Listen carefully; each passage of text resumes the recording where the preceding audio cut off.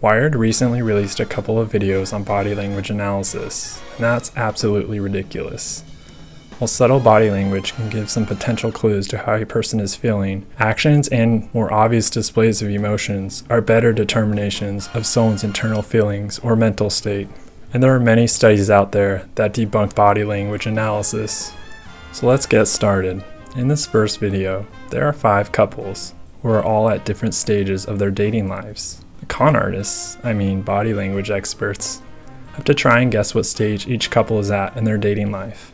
What is intriguing to me is on footage 1, the bag is on her chair and she's very close. There's a lot of close behavior. And the guy as well doesn't look very comfortable. So I would have to actually disagree with you that we're seeing discomfort in number 1. She's crossing her arms and making herself small, yes, but she's also mirroring her partner who's doing the same. I think that they're actually really comfortable. In number 1, she is covering her ventral side. He's sort of stoic with his arms crossed. So right off the bat, we have some disagreement. Where's the logical analysis here?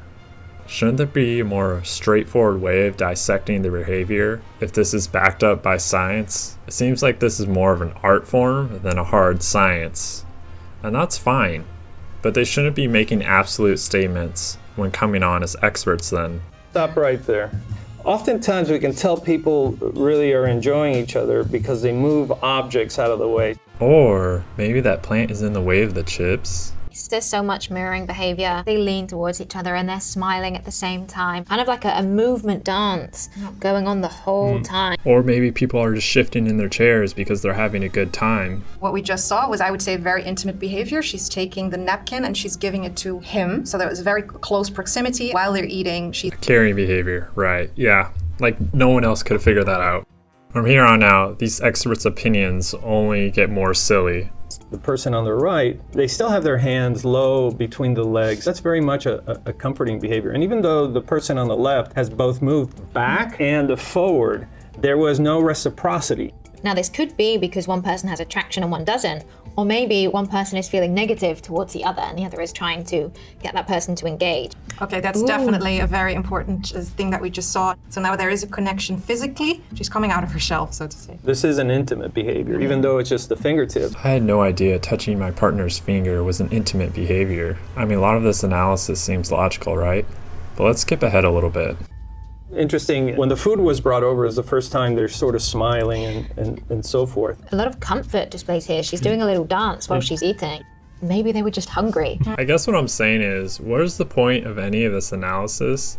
Something as simple as satiating your hunger changes your mood so substantially that now the experts are forming different opinions about you. For the rest of the video, it's more of these light comments these experts are making towards each of the couples.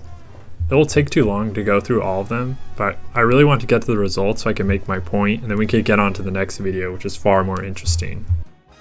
How did they do based on their judgments? Well, Abby scored 2 out of 5, Joe scored 3 out of 5, and Anne scored 2 out of 5. But it's funny that Joe says after couple 1 is revealed, he pulls out his bullshit. He's like, yeah, now that I know they're married, I get it. It's interesting that now that we're looking directly at their faces, you kind of get a sense that, yeah, I can see this as a couple for a long time. And then we come to the next video, which gives advice on interview tips. For some reason, not even all the tips have to do with body language. Like some give advice on how to enunciate and speak, which you don't need a body language expert for. In fact, I feel like most of this is just common sense. Yeah. When you're parking your car, are you taking a space that is not allowed? Who would take a handicapped parking space unless they're insane? What advice are they actually giving here? We assess each other in milliseconds, not even seconds. Some people are making already judgment. Not everyone does this, but now I'm making judgments about you because you sound like a pompous asshole. Always make yourself known. So you walk up to them, you shake hands. Can I sit here? Yes, you can sit here. Are we in the court of a king?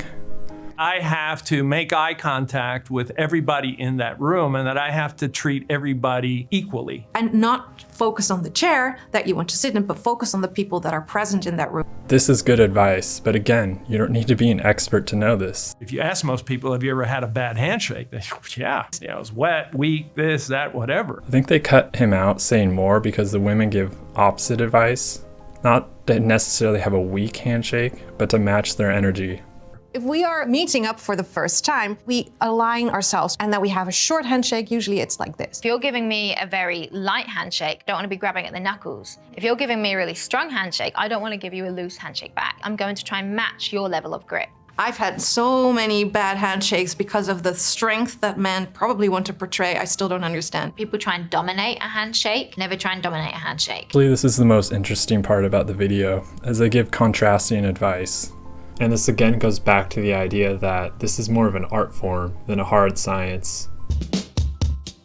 You have to let them set the stage and the rules. Don't talk over them. Turn yielding. Does this person ever shut up? Some people start talking immediately, hi, I'm here for the job, and they start selling themselves. Take a breath. You know what you're doing, and speak comfortably. Depending on how many people you're talking to, I would always wait just to let them take up the moment of interaction and to tell them what they want from you. So first we were supposed to take the initiative, shake everyone's hands, but now we're supposed to be submissive and wait for their lead. They're giving mixed advice and expect this perfect way of being. I love your tie. I hate this tie. It's awful, it's gaudy, it's gotta go. And I hate myself. I hate you too, you make me sick, you fat sack of crap. But I'm the president. The best there is. But you just said you hated me. But not you, the president, the you who said you hated you who love, hate Yankees, clouds.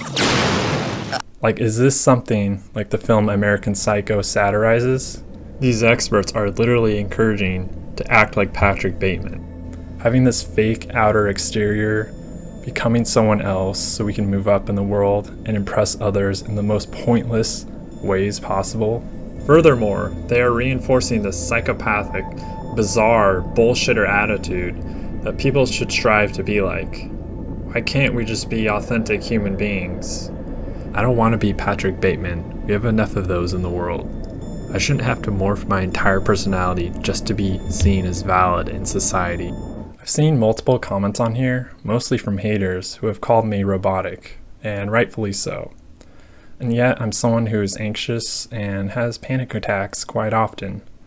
But you wouldn't know that. You just can't really know what someone's going through by their outer appearance. I'm not saying you can't put on a smiling face and assert yourself as best as you can, but I'm also saying that subtle body language should not be a judgment placed on someone, unless that person is asserting extremely off-putting body language. Oh, and before someone says you didn't make judgments about Cody in the debunking video. Yes, and I was specific with my words. Cody first briefly puts his hand over his mouth when asked if the ghost wants to play a game. This can potentially be a sign of discomfort because he doesn't know what will happen next. But at the end of the day, he and Satori did not play the card game or take off their shoes in the video, and that's the more important part. In addition to the other pieces of evidence that I laid out in my videos. To conclude, the exercise with the couples demonstrated that even so-called experts struggle to make accurate assessments based purely on body language. Humans are complex beings. Our emotions and thoughts cannot always be neatly deciphered through our external behaviors. It's more respectful and accurate to listen to what people say and observe their more overt actions to understand their true feelings and intentions. If you want to learn more about these hacky charlatans, user Münecat on YouTube has done an exhaustive deep dive on this topic already, so go check that out if you're interested. Thank you for watching. If you liked the video, go ahead and hit the like button. And if you want to see more videos like this, subscribe to the channel.